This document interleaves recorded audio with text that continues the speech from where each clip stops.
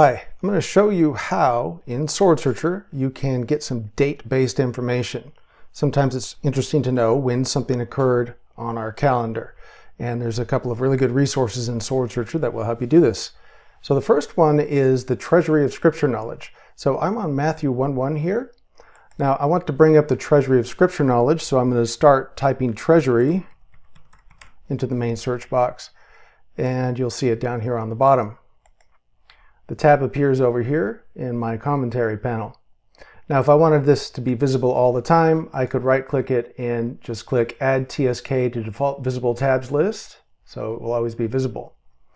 Now, you can see here in the TSK on Matthew 1:1, it says AM 4000. This means after man 4000, so about 4,000 years after the creation of Adam, and BC 4, before Christ 4. Now the TSK has these throughout the Bible, so a really useful thing to do is to have the TSK visible in your margin area here.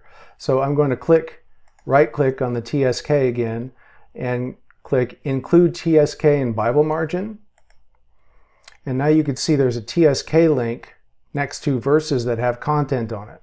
So if I click on that, it'll open over here. And if I'm interested in a date, really all I need to do is kind of hunt back to the previous entries until I see the date marker in the text.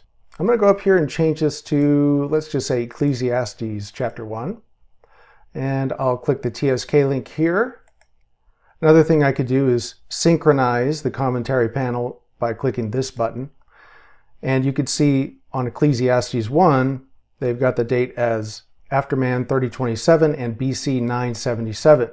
Now what if you want to get a little bit more information about this rather than just a date, like what else in the Bible is occurring around this time? There's a really good book in SwordSearcher called The Annals of the World by James Ussher. I'm going to open that up. Yeah, right here. Click that. Here's the book. This book is laid out as a chronology. You'll see the year here in after man and then also either BC or AD. So for example, if I'm reading here that this is AM 3027, BC 977, I could just click here in the JU Annals book and just start typing the year 30. And this will narrow it down for me, and I'll see something really close. We have 3029 AM. We'll click that and get some historical information.